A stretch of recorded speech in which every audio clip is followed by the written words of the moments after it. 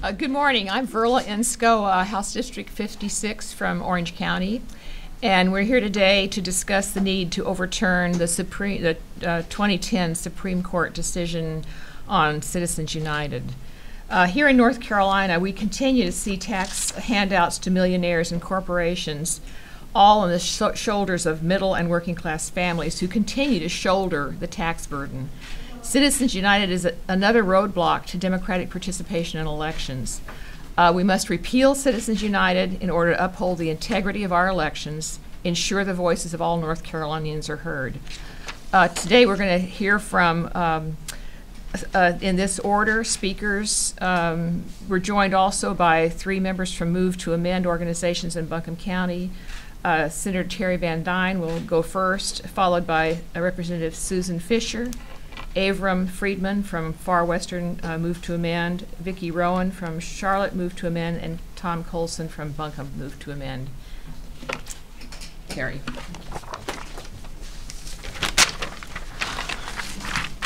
Thank you for being here. I am so proud to represent Buncombe County. And Tom Colson, he's been a friend for a long time, and I know how important this issue is to him, and it's important to me as well. And one of the reasons is when I campaigned around my district, I heard over and over again the same complaint. Why should I vote? It doesn't make a difference. And that's because of Citizens United. Citizens United has helped reinforce the sense that politics is a game reserved for the wealthy few, and that democratic participation for the vast majority of citizens is of relatively little value. While dark money spending has increased and negative ads start earlier and earlier each year, more and more voters are choosing to stay home on Election Day, and that's wrong. Since Citizens United, we have seen waves of dark money, over $600 million in federal elections to date, and that money is working its way down to the local level. Here in North Carolina, we saw in 2014 a dramatic increase in spending for state legislature races, some creeping to over $1 million in spending on each side. Since Citizens United, we have seen a weakening of contribution limits and even attempts to repeal them completely. What the Supreme Court's decision did is it said that corporations are essentially people, and that opened the door to super PACs and outside groups that can collect and spend millions of dollars on elections, and they can do it without transparency, accountability, or even disclosure of the donors. But corporations are not people, and they shouldn't have the same rights as people. And they shouldn't be able to spend millions of dollars to influence who real people vote for. So what's happened as a result? Here in North Carolina, we've seen the legislature show time and time again that the wealthy and individual corporate interests are their #1 priority. This legislature continues to give tax handouts to millionaires and large corporations, all on the backs of the middle-class families in this state who are struggling to make ends meet. We must work to change those priorities and put working middle-class families back on the map. 16 state legislatures and almost 600 cities, towns, and villages and other organizations have voted to support a constitutional amendment to overturn the Citizens United ruling, and I am hoping North Carolina will be the 17th. Thank you very much.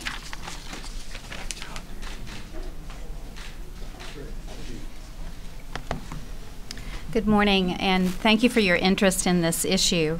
I'm Susan Fisher. I represent District 114, which is a portion of Buncombe County, and I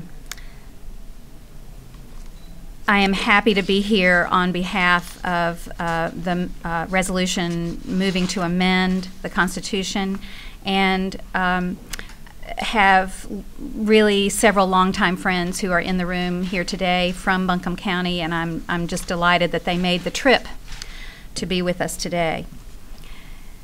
You know, in order for democracy to thrive, voters must have confidence in the electoral process and trust that the officials they elect have the best interests of their constituents and community at heart.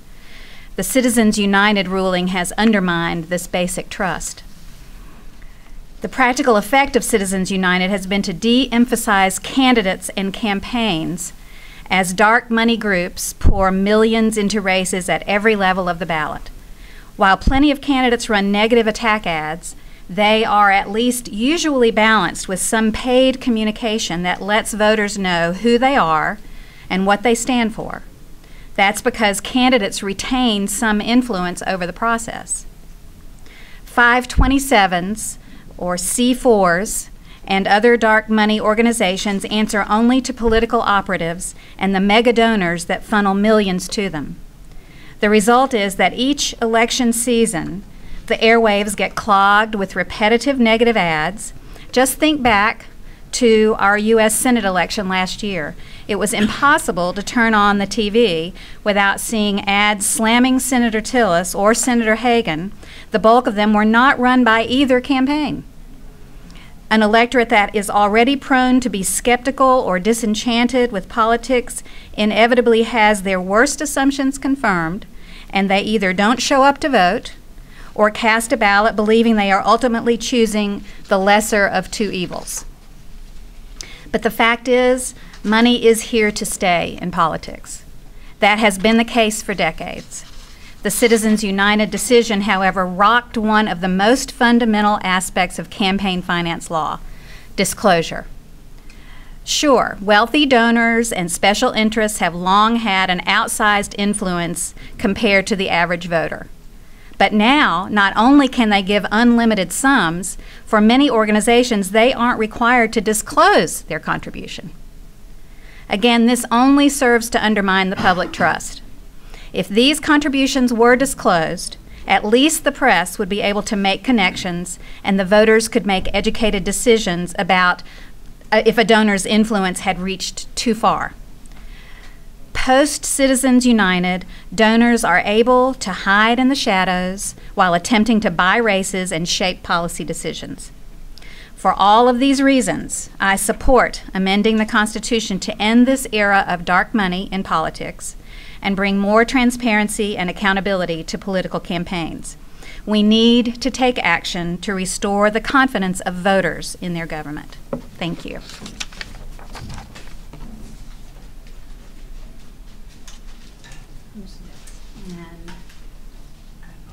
And Avram first, or? Yeah, Avram first. Okay.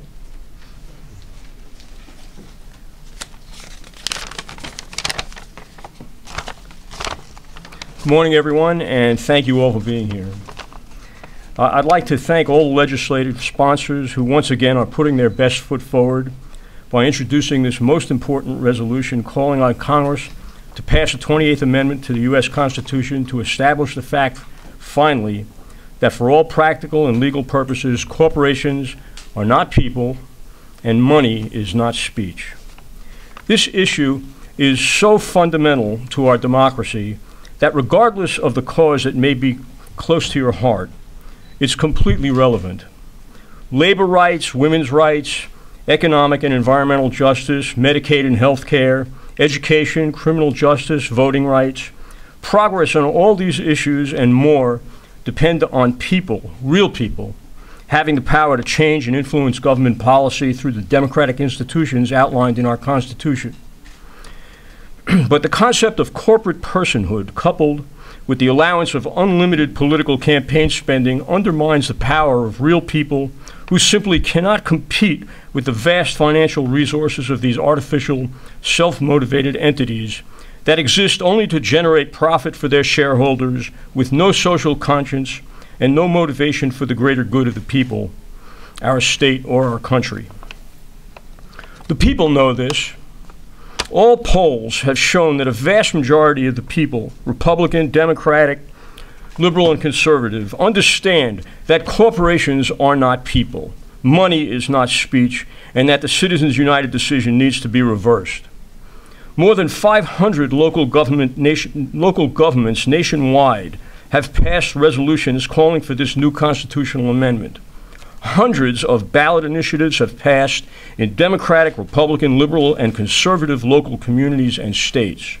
15 state governments have passed some form of this resolution to Congress so far. In North Carolina, resolutions have been passed by the local governments of Orange County, Jackson County, Raleigh, Durham, Greensboro, Greenville, Wilmington, Asheville, Chapel Hill, Carrboro, Franklin, Highlands, Bryson City, Webster, and Forest Hills so far. And now, thanks to the principal legislators who have stepped forward today, a move to amend resolution is being introduced to the North Carolina General Assembly once again. All in this room should understand that we who support this resolution are not in the minority. We may not currently be in the position of power in government, but we are not in the minority. Those who would attempt to preserve corporate political power at the expense of human constitutional rights are in the minority. And although they may currently hold the reins of political power, their power is built on a foundation of sand. It is weak and it will not stand because it is not supported by the will of the people, and that is where real political power lies in this and in every system of government. The power of the people is an inalienable right and truth, and it cannot be negated by corrupted laws, corrupted politics, and a corrupted political system. So let's campaign for the passage of this resolution with the moral authority and confidence of all those who know we are in the majority and who intend to take back our democracy. Thank you. Good morning. My name is Vicki Rowan, and I'm with the Charlotte area move to amend in Mecklenburg County. The first three words of our Constitution are "we the people." Now, if you think that Bank of America or Exxon or Chevron is a person, look again. They don't put on their pants one leg at a time like I do. And as an Englishman once said, they have no body to incarcerate and no soul to save. This is not a partisan issue. We heard from a couple of representatives this morning that this is a partisan issue and that they couldn't support us. Well, ladies and gentlemen, this is not a partisan issue. Think about it.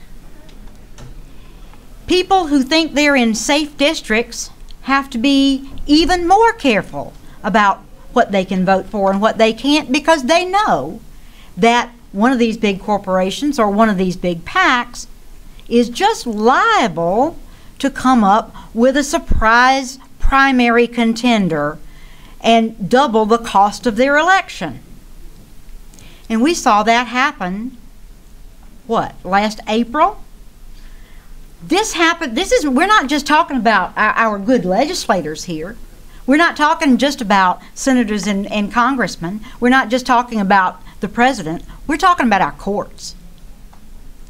And when certain interests, moneyed interest and corporate interest, are worried that certain judges might not rule the way they think they ought to rule, amazingly, sometimes you get surprise contenders in the primary that nobody was expecting.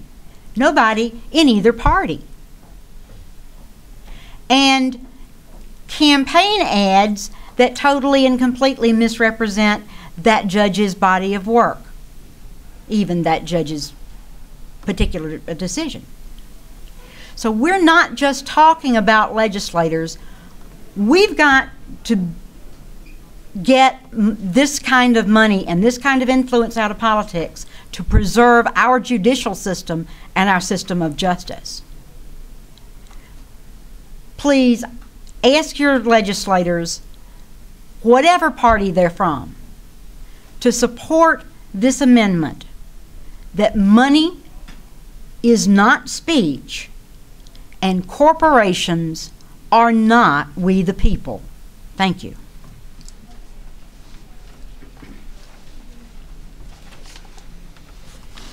Good morning.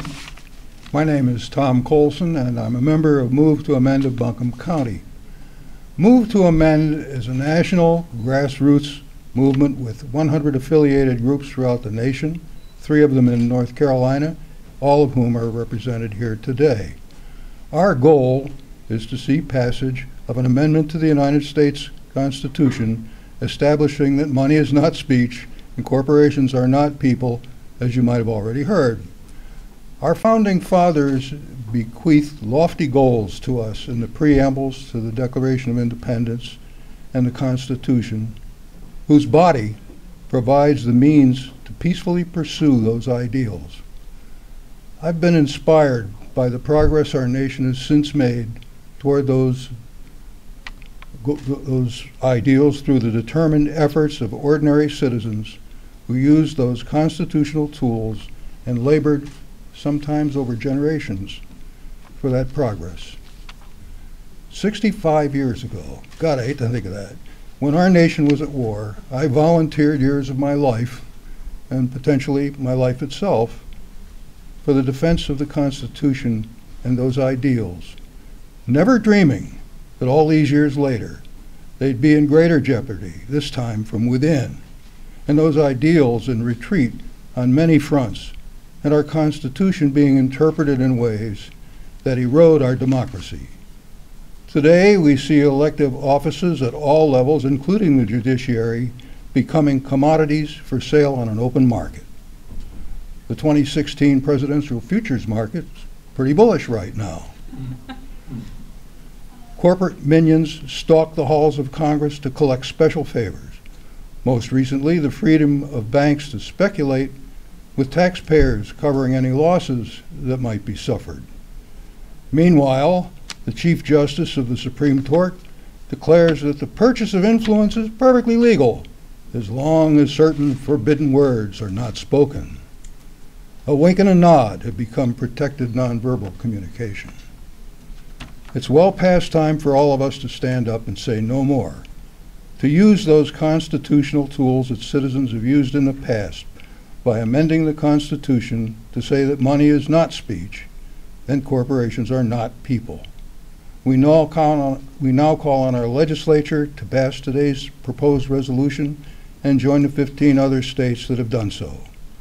Today is a good step on a long and difficult road. Americans never let long and difficult stop them in the past, and we won't let it stop us now. Thank you.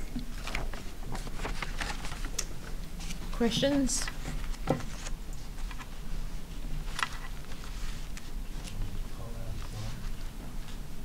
We saw some pretty expensive legislative races, and they just started getting more and more expensive. I mean, folks in Buncombe County saw some awfully expensive races from the second cycle in a row. And I'm wondering how long it's going to be before we really start seeing these kinds of ads and these kinds of groups really getting into the legislature. Are you seeing a lot of that, or you know, what's the next cycle going to look like if we've got all these $1 million races? Anybody want to comment on that? Well, I think we are seeing some of that already. There are instances when there's clearly corporate influence. I think maybe an example of that was our amendment on the floor the other night that ended up gutting some of the regulations about fracking. That was clearly came from a corporate entity, and a lot of the legislators are receiving money directly, not just dark money, but directly from through the PAC system. And I think we do have more and more influence in our legislation that is promoted by corporations and business entities. We all believe in the market, but we believe in a regulated market. Earl, can I add something? Sure, please do. Yeah, I was just Pricey Harrison, Guilford County. I was just going to say it's not just state and local; it's moving down to the city council and county commissioners. Y'all are aware that ALEC has announced this new initiative to focus on city councils and county commissioners. So it's just trickling down, and it's particularly troublesome because it's a lot cheaper to influence those outcomes, and it's very troubling, a very troubling trend. One of your speakers mentioned that they had been told that it was a partisan issue. Do you have any Republicans sign on to your resolution? We have had Republicans say that, indicate that they could not support it because of their caucus, that it was not a position that their caucus would support. So you have no co-sponsors? No co-sponsors, So you're being no. told that's because Yeah. the House and Senate caucuses are... We have been told that by, yes. Mm-hmm. I think in the public that we probably have all had conversations with Republicans who do support amending the Constitution to clarify that, especially to clarify that corporations aren't people. And that's one reason that our amendment says natural persons. If you just have person, it legally can include corporation, a non-human entity, but legally, natural persons would refer to human beings. May I say something? We have a group of people here today who are here to lobby for this. We came from all over the state today to lobby for this. We have a sizable group of people who are doing that, and we've just begun that process this morning. And so we are going to approach every legislator in North Carolina, and I assume I would not rule out the possibility of Republicans joining us. In fact, I would hope that they would. Citizens United, if I'm not mistaken, also loosened the reins on labor unions, professional associations, things of that sort, and that money did have an influence on Buncombe County legislative races. Is Yes. that bad? You want to do away with that as well? I would, personally, I haven't talked to everyone here, but I think that applies to all groups. It's So all non-people. Right. all Mhm. Artificial entities. including labor unions. I believe, I'd like to say something too, and it's just really brief. I don't even need it. Microphone. Okay. I want to talk about partisanship. We're nonpartisan. We don't donate money to anybody. We don't endorse any candidates. We don't say vote for or vote against. We're unlike many other groups that have the same protections that we have against being taxed for the money we don't have. But I think that the only person who can declare an organization partisan is that organization. When somebody else does it, it's an excuse to oppose it, it's fear, but they don't have the right to say we're partisan. Only we have the right to decide if we're partisan, and we're not. Thank you.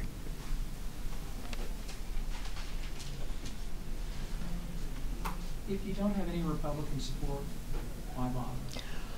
Oh, I think it's really important to keep this issue in front of the people. I think we represent the people back home who are opposed to Citizens United, and that's a huge number of people. We can't ignore those people. It's really important that they have a voice over here. Yes, the bill will be sent to rules, but we want the people back home to know that we're still out here. We're in favor of it. We hear their voice. And we're going to be here doing what we can to do. And we're also going to be working really hard to change the majority so we can pass this resolution. Thanks. Thank you very much. Appreciate it. Thank you.